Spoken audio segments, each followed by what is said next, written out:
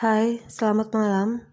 Selamat berjumpa kembali dengan saya di channel Senandung Malam. Malam ini saya akan menceritakan sebuah cerita mistis yang berjudul Jadi Tumbal Pesugihan untuk Lunasin Hutang. Cerita ini saya ambil dari akun Twitter yang bernama @dalang62854815. Untuk kalian yang ingin langsung membacanya, silakan kunjungi akun Twitternya yang akan saya sertakan di kolom deskripsi. Dan juga jangan lupa untuk memfollow akun Twitter si penulis.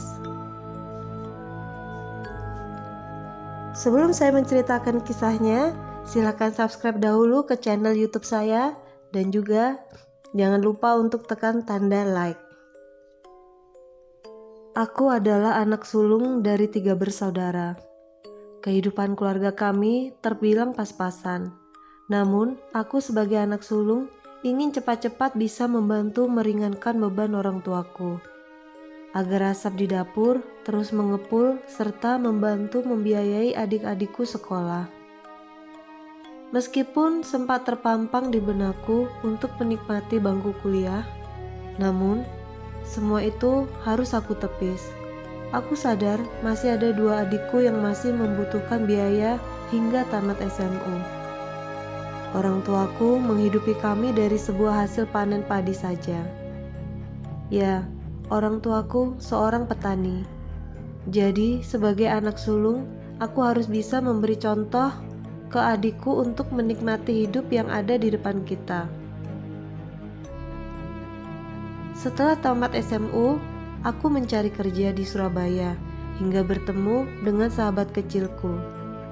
Dan disinilah kisah ini dimulai. Aku bekerja pada sebuah finance pembiayaan kredit motor sebagai tenaga penagih. Gaji pun terbilang cukup buat seorang bujangan seperti diriku. Setiap 2 minggu sekali, aku menyempatkan diri pulang menengok ayah dan ibu dan tak lupa memberi jajan pada kedua adikku. Tidak seberapa sih, namun cukup untuk membuat mereka senang. Awal bencana ini bermula dari adikku. Yang namanya anak-anak, saat tahu ada temannya yang punya HP, dia pasti kepingin. Apalagi dia sudah SMP. Aku hanya janji saja kepadanya, nanti ya kalau kakak gajian, kakak belikan, kataku padanya. Namun ternyata adikku tidak sabaran. Dia terus merengek pada ibuku. Alhasil, ibu pinjam uang pada seorang rentenir. Di kampung saya ada seorang rentenir. Dia pendatang di kampungku. Dia berasal dari Sumatera sana. Semua mengatakan kejamnya luar biasa. Namun anehnya, tiada satupun warga yang berani menentang dia. Semua takut dan tunduk walaupun rentenir itu menyita barang sebagai jaminan ketika tidak bisa membayar tepat pada waktunya. Belum lagi denda dan bunga uang yang harus bertambah. Namun, yang namanya keperluan, hal itu membutakan mata semua warga. Padahal di kampung waktu itu ada koperasi simpan pinjam. Tapi banyak dari warga yang pinjam ke rentenir tersebut. Awalnya, aku tidak tahu kalau ibuku salah satu orang yang ikut ngutang di rentenir tersebut. Setiap aku pulang, kulihat sepertinya ibu memendam sesuatu, namun ia diam saja. Dan aku sedikit terkejut sewaktu kulihat adikku sudah punya HP baru. "Aduh, HP-nya baru. Siapa yang belikan, Dek?" tanyaku. "Ibu, Kak," jawab adikku. Aku ke kamar ibu dan bertanya kepada beliau. Ibuku mengiyakan. Katanya uangnya dari hasil tabungan yang dikumpulkan sedikit demi sedikit. Aku pun percaya saja. Seminggu sudah aku pulang dari kampung halamanku. Rasanya letih tubuh ini setelah seharian bekerja di bawah teriknya matahari. Namun, saat mau merebahkan tubuhku dengan mata sedikit terkantuk, tiba-tiba HP-ku berbunyi. Kulihat adikku yang menelpon. "Ya, Dek, ada apa?" tanyaku. Hanya isak tangis yang kudengar. Dengan suara yang tersendat-sendat, akhirnya adikku berbicara juga. "Ibu, Kak, ibu," jawabnya sambil terisak. "Ya, ada apa dengan ibu?" tanyaku seolah tidak ingin terjadi apa-apa. "Cepat pulang sekarang, Kak," isak adikku. Tanpa membuang waktu, aku langsung beranjak. Tak kupedulikan tubuh letihku. Yang ada dalam benakku, aku harus pulang. Aku ingin tahu ada apa dengan ibuku, sosok wanita yang paling aku sayangi. Kupacu motorku dengan kecepatan tinggi. Namun, tak lupa doa-doa terus kupanjatkan agar aku bisa sampai dengan selamat ke tempat tujuan. Tak perlu waktu lama, 2 jam sudah waktu aku tempuh. Akhirnya aku sampai juga. Aku masuk ke rumah. Kulihat ibuku mengerang kesakitan dan ayah serta adikku hanya menangis. Aku pun langsung memeluk tubuh ibuku. "Ibu, ibu kenapa, Bu?" tanyaku. "Ibu tidak apa-apa, Nak," jawabnya. Aku marah pada ayah dan adikku. Kenapa ibu tidak dibawa ke dokter? Tapi kata ayahku, ibuku yang tidak mau. Aku lihat pucat pasi wajahnya, sambil mulutnya meringis menahan sakit di dalam tubuhnya. Aku semakin sedih. "Ibu, ucap istighfar, Bu," ucapku. "Allah, Allah, Allah." Aku terus membisikkan kalimat itu di telinga ibuku. Namun, Allah berkehendak lain. Ibuku meninggal tepat pukul 3 dini hari. Bisa terbayangkan bagaimana meledaknya tangis seisi rumah. Aku hanya termenung. Aku belum bisa membahagiakan dia. Dan ada satu ganjalan di hatiku, yaitu ibuku sebenarnya sakit apa? Karena selama ini dia baik-baik saja. Esok paginya, acara pemakaman ibu pun dilaksanakan. Dengan perasaan belum ikhlas, aku mengantar kepergian ibuku. Aku harus mencari tahu ada apa dengan ibuku. Mungkin ini nuraniku sebagai anak yang merasa ada ketidakwajaran dengan kematian ibuku. Malam hari setelah acara tahlilan, aku menemui ayahku. Aku merasa ayah pasti tahu, pasti ada yang dirahasiakan di belakangku.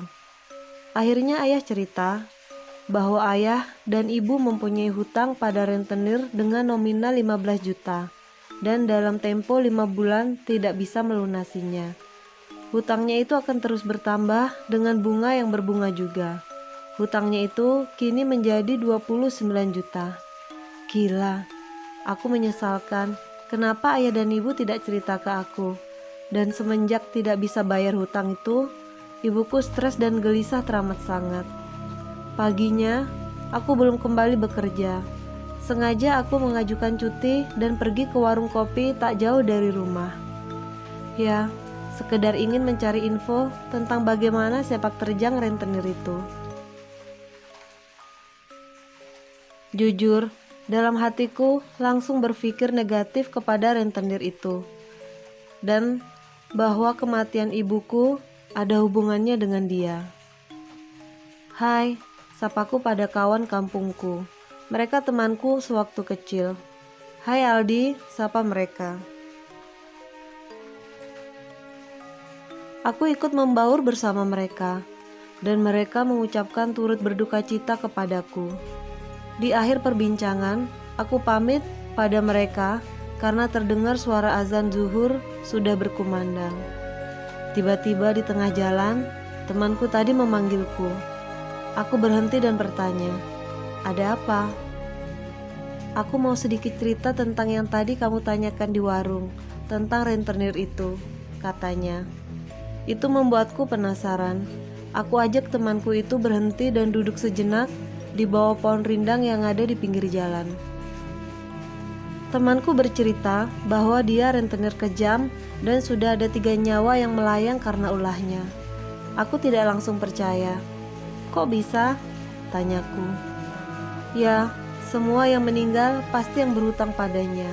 Dia punya ilmu pesugihan kuda.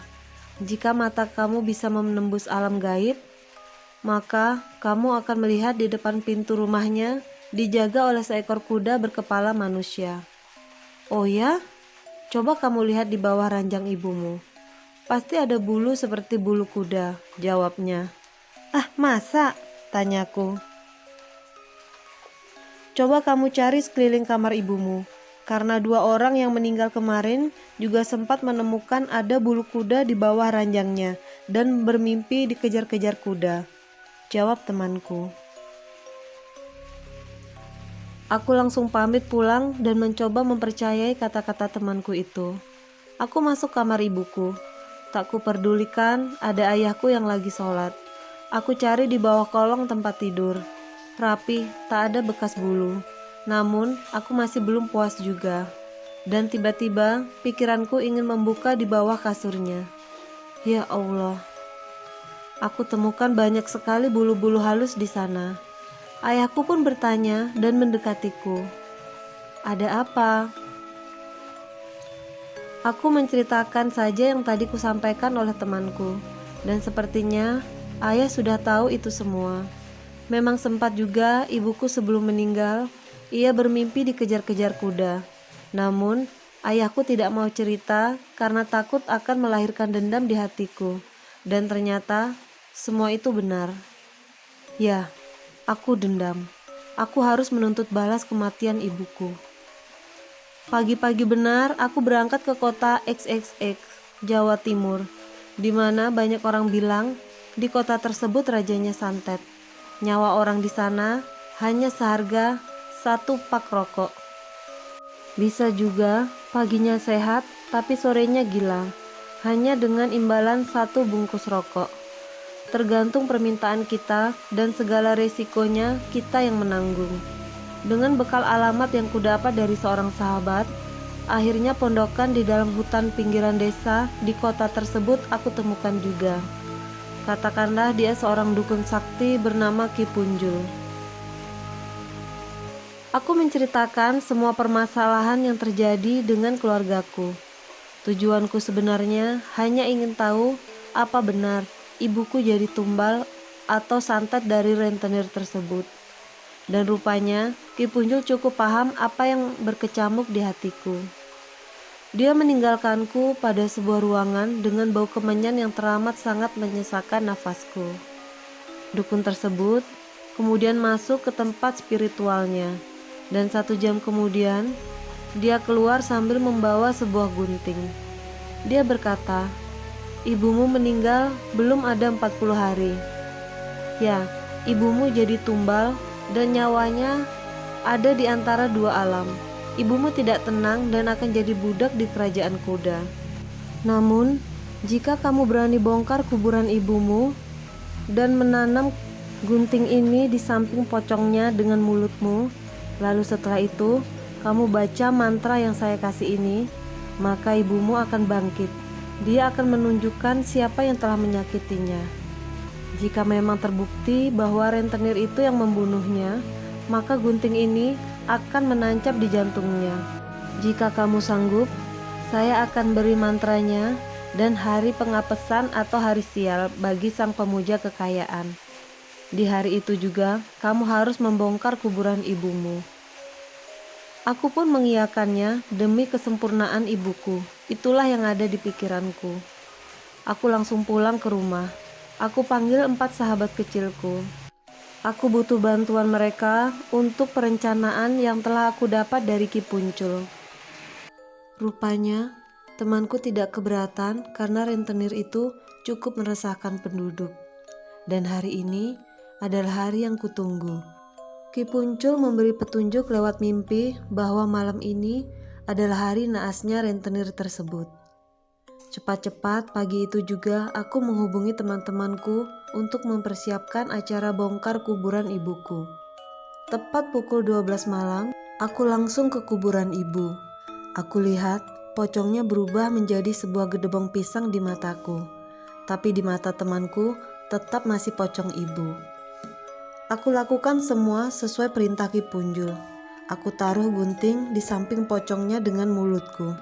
Setelah itu, kembali tanah aku uruk seperti sedia kala, biar besok tidak heboh ada kuburan orang terbongkar. Aku kembali ke rumah pukul 3 dini hari dan aku pergi tidur. Esok harinya, terdengar pengumuman dari balai desa bahwa rentenir itu meninggal dunia akibat terkena serangan jantung.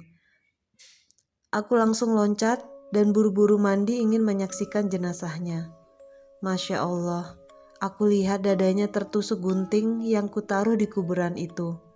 Wajah wanita itu seolah melotot dan jarinya menunjuk padaku. Itu yang aku lihat.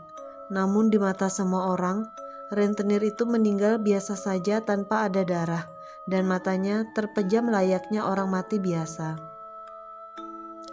Sementara di mataku, dia meninggal dengan amarah yang memuncak, seolah akan ada balas dendam.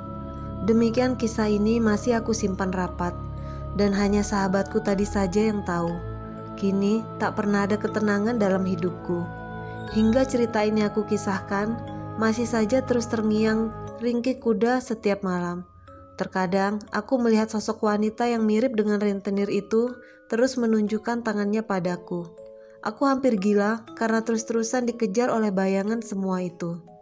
Kini aku memutuskan untuk tinggal di sebuah pesantren yang dipimpin seorang kiai.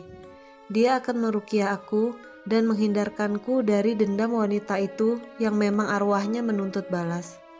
Karena di dalam wanita itu ada iblis yang bersemayam.